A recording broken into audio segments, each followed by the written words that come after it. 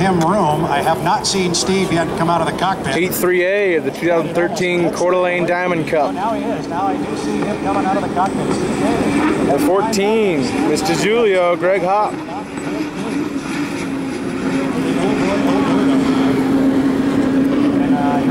37, Beacon Plumbing, J. Michael Kelly. Actually got the victory in 2A with the review of the camera of turn 1. The crew chief of the Oberto has left the corral. He is headed back to the pit area, and that is a sign that we are not going to see the one Oh Boy Oberto. Brad, the Oh Boy Oberto has lost a prop coming out of the pit area and will not be racing. Propeller problem with the Oberto. He may have lost a prop or part of one as he began to leave the pit area. Wow. Well, meanwhile, as we lose the one, the Oh Boy Oberto, I see we gained the 14, the DiJulio. We've got Greg Hopp about halfway up the backstretch as J. Michael Kelly comes down here to the lower corner. 4 minutes and 15 seconds to the start of our Heat 3A, and we're going to run this one without the Oh Boy Oberto. Tough break there. They're going to get 0 points. That's a tough one. Even the best teams in the sport can have a problem, and that's what has happened here. We'll hope that there is no damage to that boat and it can be repaired, and that they will score enough points on the day to make it into that final. But we are not going to see the Oh Boy Oberto here in Heat 3A, and that is the story. Michael Kelly in the 37 is on the race course, as is Greg Hopp in the 14 DiJulio. That boat's looking better right now than it has all weekend. Coming down here, but in front of us it got a little loose, but he certainly had it at full speed. Having a problem getting the 100 up and going down to our left, but now we hear he's leaving the dock, so we should see the 100 Sahara Pizza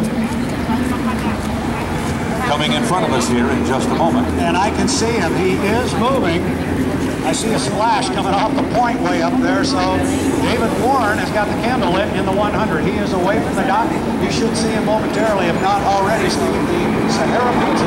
The 100. Coming on the race course right now. Sahara Pizza, David Warren. Things up nicely for J. Michael Kelly in the Beacon Plumbing. And after getting a lead towards that earlier heat, he was greatly point-wise.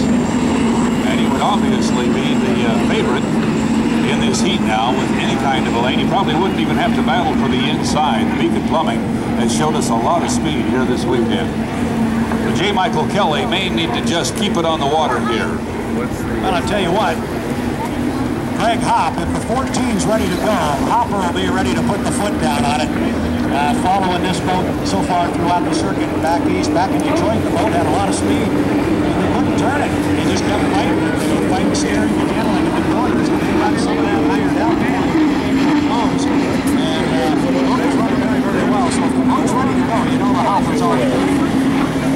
All true, Brad, but so recall a serious situation in Seattle where they had one of those broken propeller, damage to the bottom of the boat situations. They had to reinstall the entire shaft log and the strut and everything. There are alignment issues when you do that.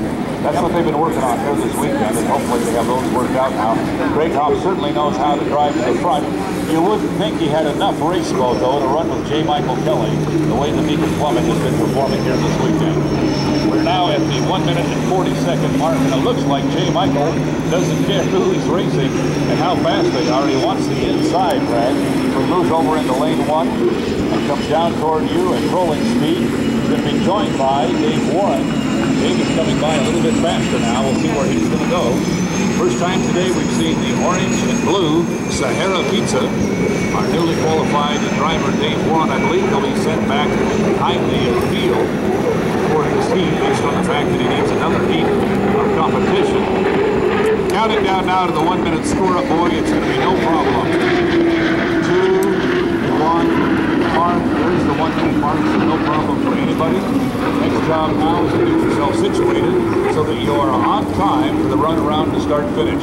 Greg Hopp came by us here well behind the field. He does have time to catch up. As J. Michael Kelly is halfway up the backstretch, moving easily with 42 seconds to go before the start of this heat. Not sure exactly what they have asked Dave Warren to do. Normally, a new driver is told to either go outside or behind the field. In a 3-boat race, they may be okay with him just going to the outside. We'll see what the officials have instructed him to do here.